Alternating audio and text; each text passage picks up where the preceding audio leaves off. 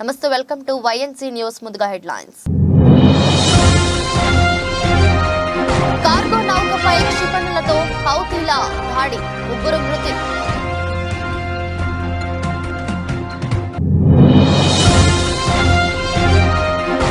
శ్రీనగర్ కు ప్రధాని మోదీ ఆర్టికల్ 370 రద్దు తర్వాత తొలి పర్యటన.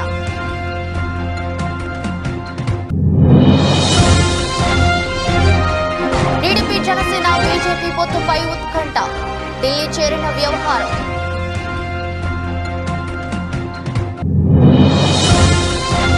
పవన్ కళ్యాణ్ కు చెక్ పెట్టేందుకు సీఎం జగన్ మాస్టర్ ప్లాన్, కాపు నేతలపై స్పెషల్ ఫోకస్ పెట్టిన జగన్ సర్కార్.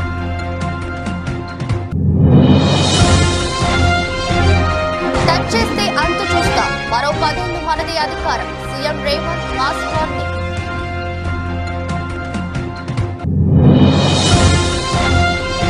జాగా రేషన్ కార్డు ఉంటేనే ఇందిరమ్మ ఇల్లు, తొలి విడతలో 4.5 లక్షల మందికి ఇండ్లు ఇస్తామన్న మంత్రి పొంగులేటి.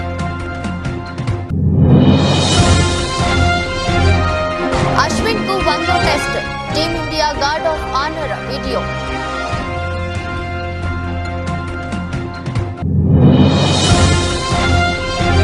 బాలీవుడ్ లో రికార్డు, 10 రోజుల్లో 100 కోట్లు మార్కు దాటిన మంజుమల్ బాయ్స్.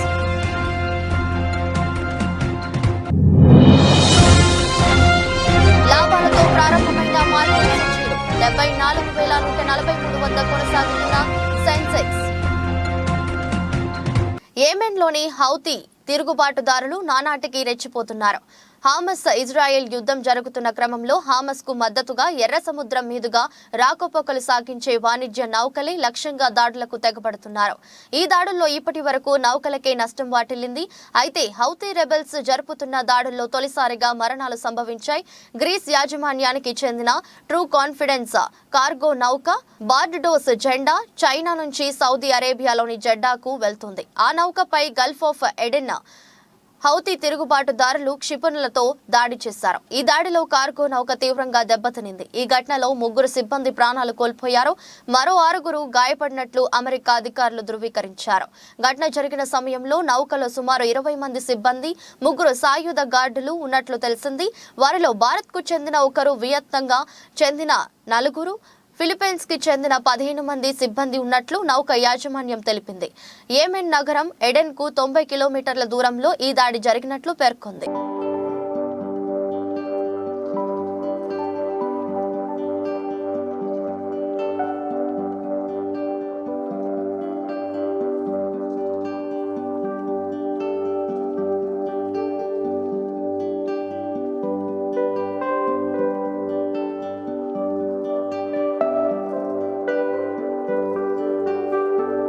కాశ్మీర్లో ఆర్టికల్ 370 రద్దు చేసిన తర్వాత ప్రధాని మోదీ తొలిసారి ఇవాళ శ్రీనగర్ లో పర్యటించనున్నారు.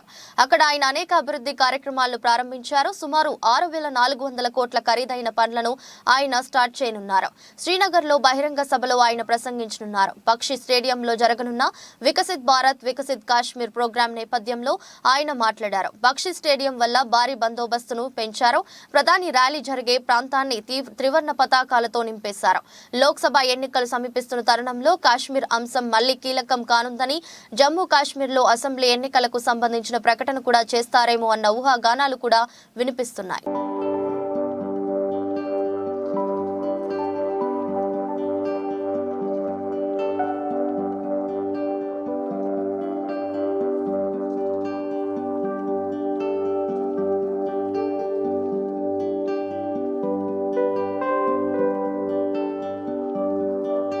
ఏపీలో పొత్తుల పంచాయతీ రసవత్తరంగా మారింది. బీజేపీతో టీడీపీ జనసేన కూటమి పొత్తు వ్యవహారం ఢిల్లీకి చేరింది. బీజేపీతో పొత్తు సంగతి తేలిన తర్వాతే TDP Janasena second list release చేయాలని చంద్రబాబు పవన్ కళ్యాణ్ నిర్ణయించారు. ఇవాళ సమావేశమైన ఇరు పార్టీల నేతలు పొత్తులు సెకండ్ లిస్ట్ పై దాదాపు గంటన్నర సేపు చర్చించారు. బీజేపీతో చర్చలు పూర్తయ్యాకే రెండో జాబితా విడుదల చేయాలని డిసైడ్ అయ్యారు. మరోవైపు నెక్స్ట్ లిస్ట్ పై బీజేపీ కోర్ కమిటీ ఇవాళ రేపు సమావేశం కానుంది. ఈ సమావేశాల్లో ఏపీలో పొత్తులపై క్లారిటీ వచ్చే అవకాశం కనిపిస్తుంది. ఏపీ బీజేపీ అధ్యక్షురాలు పురంధేశ్వరి ఇప్పటికే ఢిల్లీలో ఉన్నారు. ఇక చంద్రబాబు ఢిల్లీ టూర్ పై 2 రోజులుగా ఊహాగానాలు కొనసాగుతున్నాయి. పొత్తుల అంశంలో దాగుడు మూతలకు తెరపడే అవకాశం కనిపిస్తుంది. ఫిబ్రవరి 7వ తేదీ నుంచి అమిత్ షాను చంద్రబాబు కలిసినప్పటి నుండి పొత్తు ఉంటుందా ఉండదా అనే సంశయం ఇప్పటి వరకు కొనసాగింది. తాజాగా అందిన కీలక సమాచారం ప్రకారం చంద్రబాబు రేపు ఢిల్లీ వెళ్లనున్నారు. పవన్ కళ్యాణ్ కూడా వెళ్లనున్నారు. దీనిపై అధికారికంగా సమాచారం వచ్చింది. టీడీపీ లాంఛనంగా ఎన్డీఏలో చేరే అవకాశం ఉంది. ఆ తర్వాత సీట్ల సర్దుబాటు గురించి ఢిల్లీ పెద్దలతో చంద్రబాబు చర్చించే ఛాన్స్ ఉంది. అప్పుడు ఢిల్లీ పెద్దలు ఒక కమిటీ వేసి టీడీపీ జనసేనతో ఏపీలో సీట్ల సర్దుబాటుపై చర్చలను ముందుకు తీసుకెళ్లే అవకాశం ఉంది. అదంతా రాష్ట్ర స్థాయిలో జరిగే ఛాన్స్ ఉంది.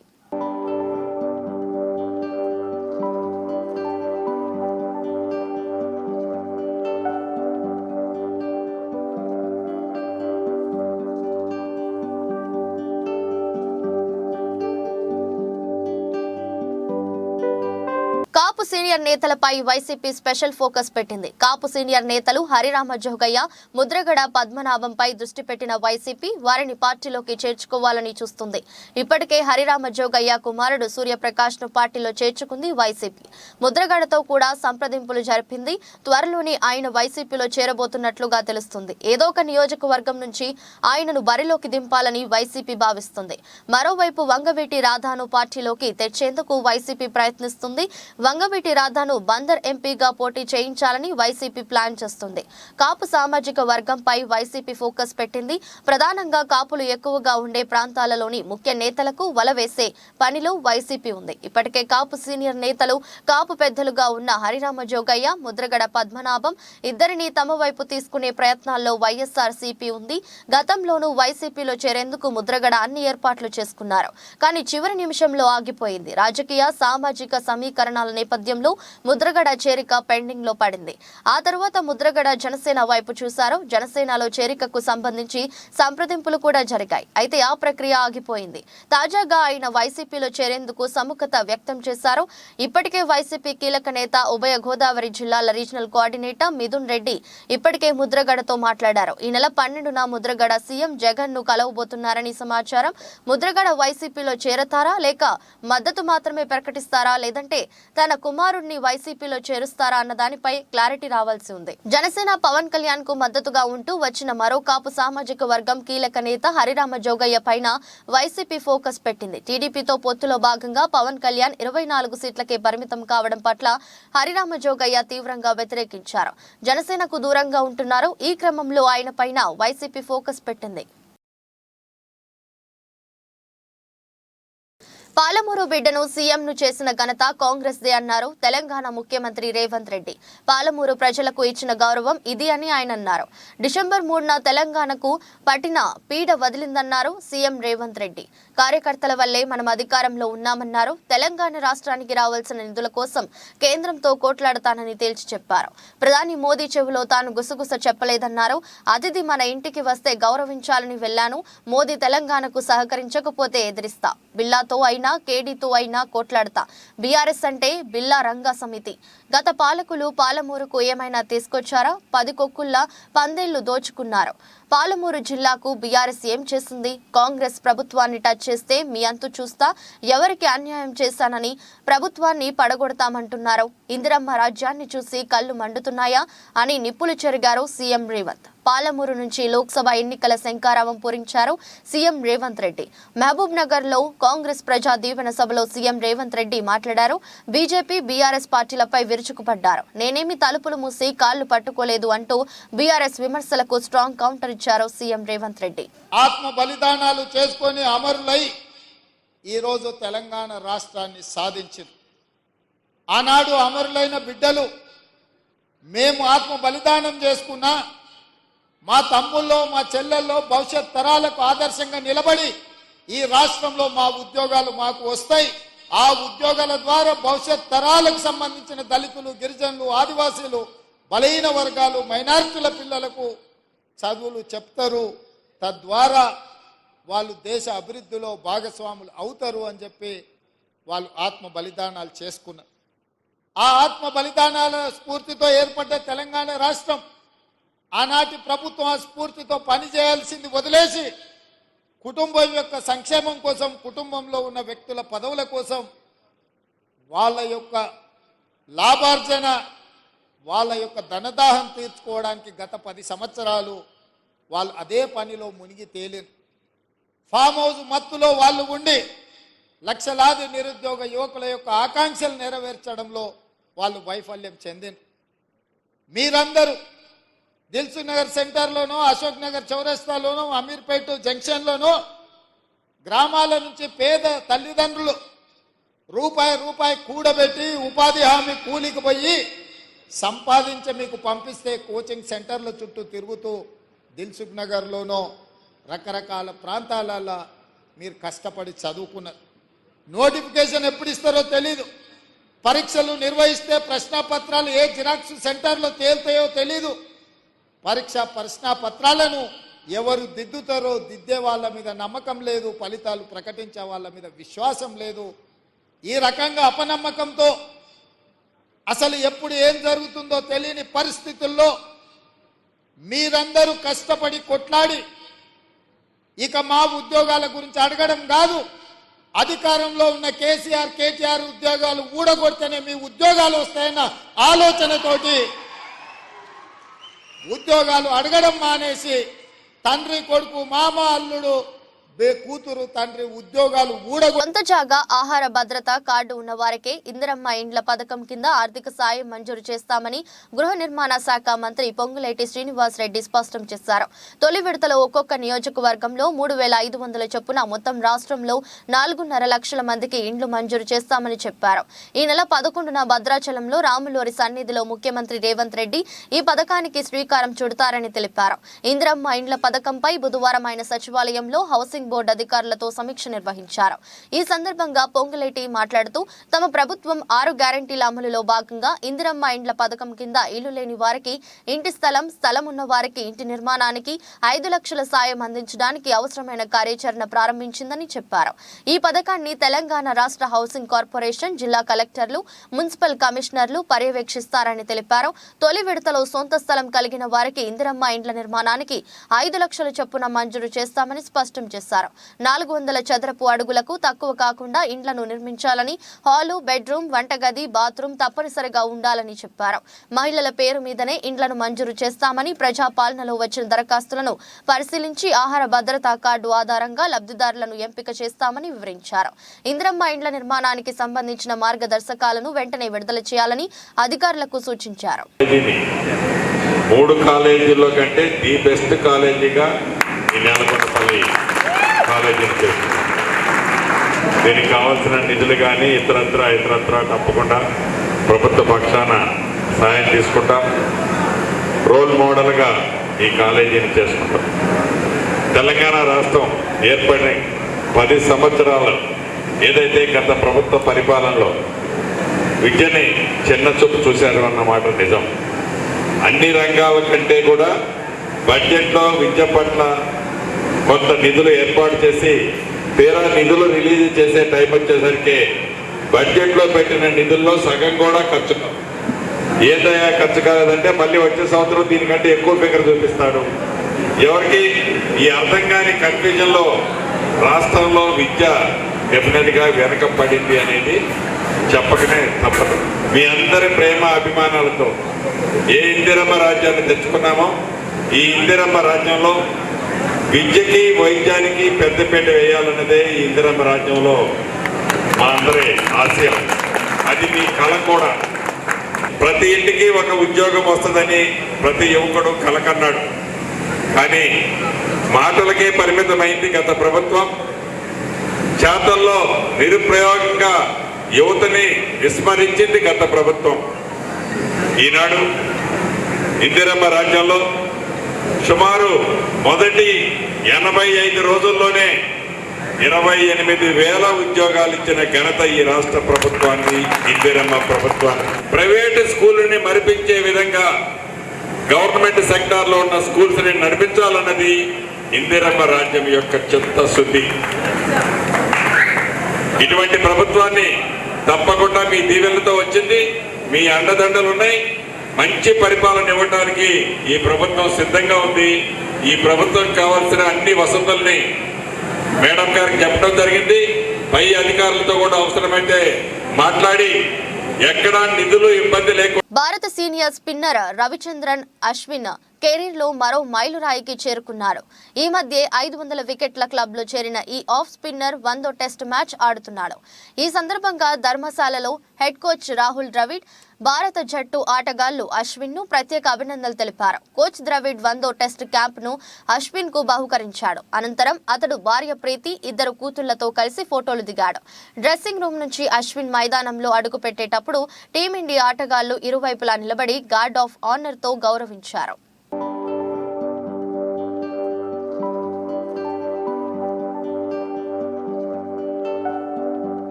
మలయాళంలో చిన్న సినిమాగా విడుదలై రికార్డులు బద్దలు కొడుతున్న చిత్రం మంజుమెల్ బాయ్స్.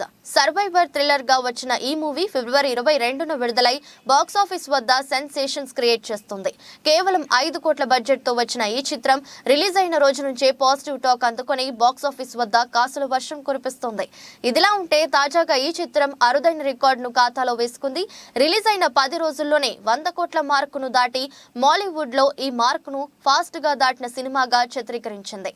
వాస్తవ ఘటనలు ఆధారంగా చేసుకుని తెరకెక్కిన ఈ సినిమాను చిదంబర్ పి పొదువల్ దర్శకత్వం వహించగా సౌబిన్ షాహిర్, శ్రీనాథ్ బసి, బాలు, వర్గీస్, గణపతి, సీనియర్ నటుడు లాల్, అరుణ్ కరియన్, ఖలీడ్ రెహమాన్, అభిరామ్, రాధాకృష్ణ, దీపక్ పరంబోల్, షెబిన్ బెన్సన్ లాంటి స్టార్స్ కీలక పాత్రలు పోషించారు. మరోవైపు ఈ సినిమా తెలుగులోకి రాబోతుంది.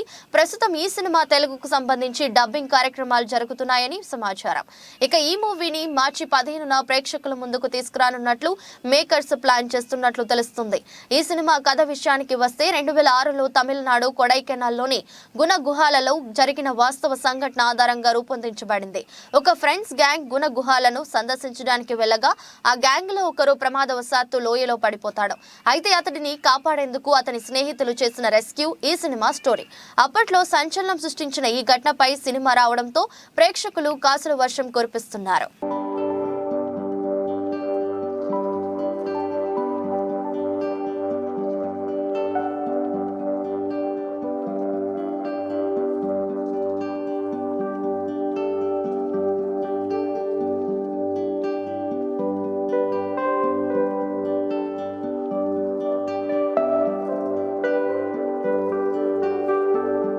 అంతర్జాతీయ మార్కెట్లలోని సానుకూల సంకేతాల మధ్య దేశీయ స్టాక్ సూచీలు గురువారం లాభాలతో ప్రారంభమయ్యాయి.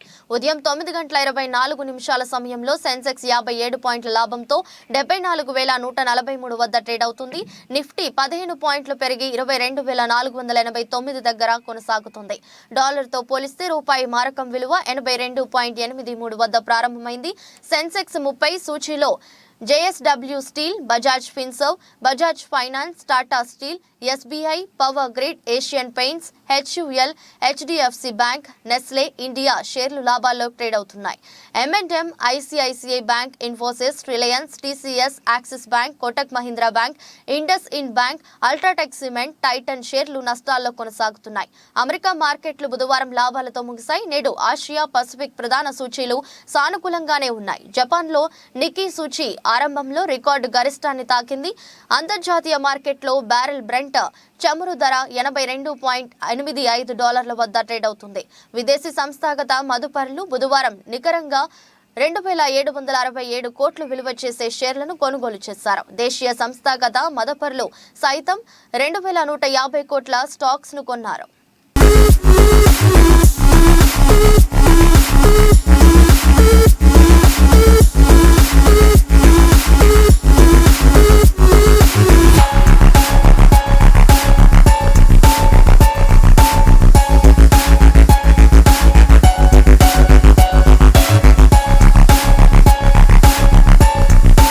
జగిత్యాల జిల్లా రాయకల్ మండలంలోని కొత్తపేట గ్రామం నుండి శివాజీనగర్ వెరుపడి కొత్త గ్రామంగా ఏర్పడింది. ఆలయానికి సంబంధించిన బోర్డుపై మా గ్రామం పేరు ఉండాలంటే మా ఊరి వేరే ఉండాలంటూ 2 గ్రామాల ప్రజలు గొడవకు దిగారు. విషయం తెలుసుకుని తహసీల్దార్ అబ్దుల్ కయ్యాం, జగిత్యాల రూరల్ సిఐ ఆరిఫ్ అలీ ఖాన్ 2 గ్రామాల ప్రజలను సమావేశం చేసి ఈ సందర్భంగా వారు మాట్లాడుతూ 2 గ్రామాలకు చెందిన ప్రజలు నాగాలయం బోర్డుపై కోటపేట్తో పాటు శివాజీనగర్ పేరు పెట్టాలని ఆ గ్రామస్తులు డిమాండ్ చేయగా పాత పద్ధతి ప్రకారమే కొత్తపేట్ అని ఉండాలని ఆ రోజు ఆ ఊరి ప్రజలు స్పష్టం చేశారు.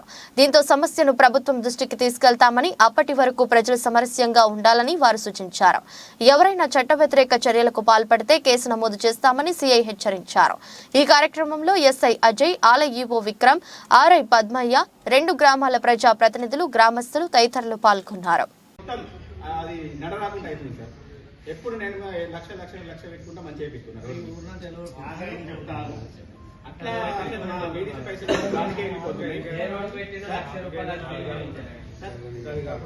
అన్ని బిల్లు ఇస్తాం.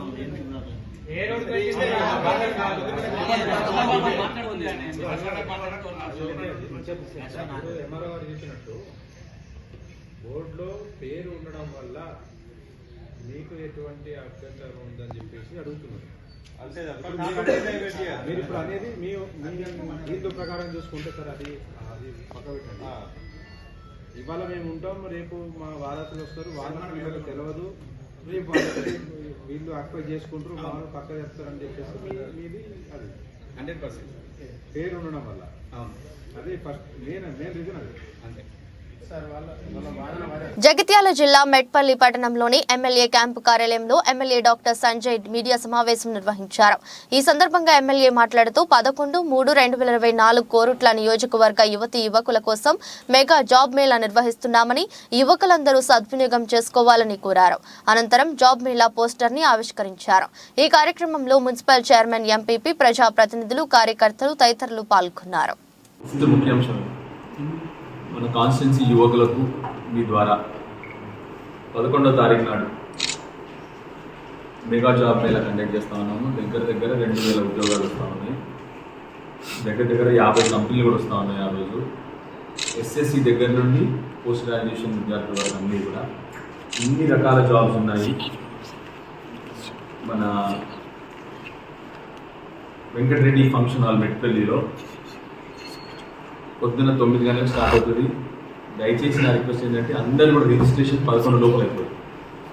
మేళ కంటిన్యూ అవుతుంది సాయంత్రం వరకు, కానీ రిజిస్ట్రేషన్స్ మాత్రం పొద్దున 11 లోపలే రిజిస్ట్రేషన్స్ అన్నీ అయిపోతాయి. ఇంకో QR కోడ్ కూడా మేము ఇస్తూ ఉన్నాం. ఇప్పుడు వాళ్ళకి కావాల్సి డైరెక్ట్లీ కూడా రిజిస్ట్రేషన్ చేసుకోవచ్చు. సో దయచేసి మా విద్యార్థులందరికీ కూడా నా రిక్వెస్ట్, విద్యార్థులకు, యువకులకు, 10th పాస్ అయిన వాళ్ళకి, ఇంటర్మీడియట్ వాళ్ళకి, డిగ్రీ చేసిన వాళ్ళకి, పోస్ట్ గ్రాడ్యుయేషన్ చేసిన వాళ్ళకి, వీళ్ళందరికీ కూడా అవకాశాలు ఉన్నాయి. ఇప్పుడు ఈ ఉద్యోగాల్లో హైదరాబాద్ నుండి దగ్గర 50 కంపెనీలు వస్తూ ఉన్నాయి. సో దయచేసి దాన్ని తప్పకుండా అందరూ కూడా వినియోగించుకోవాలి. మీకు తెలిసిన వాళ్ళకి కూడా మీరు చెప్పండి. దయచేసి దీనికి కొద్దిగా మంచి పబ్లిసిటీ ఇవ్వండి. వార్తలు ముగించే ముందు మరోసారి హెడ్లైన్స్. కార్గో నౌకపై క్షిపణులతో హౌతీల దాడి, 3 మృతి.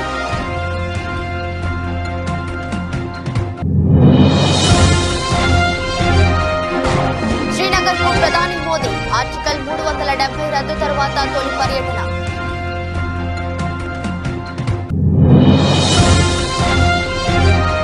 టీడీపీ, జనసేన, బీజేపీ పొత్తుపై ఉత్కంఠ, ఢిల్లీ చేరిన వ్యవహారం.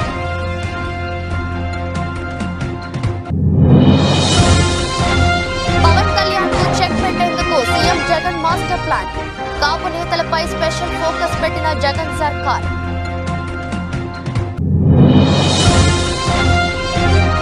టచ్ చేస్తే అంతు చూస్తా, మరో 10 ఏళ్లు మనది అధికారం, CM Revanth mass warning.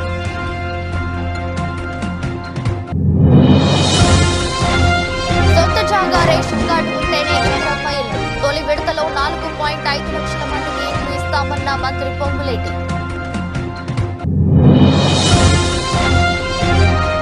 Ashwin కు 100వ test, Team India guard of honour video.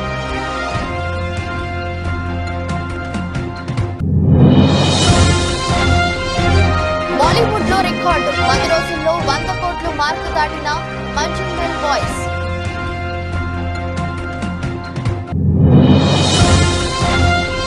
లాభాలతో ప్రారంభమైన మార్కెట్ సూచీలు, 74,143 వద్ద కొనసాగుతున్న సెన్సెక్స్. ఇది రోజు బులెటిన్. మరో బులెటిన్లో మళ్ళీ కలుద్దాం. అంతవరకు సెలవు. నమస్కారం.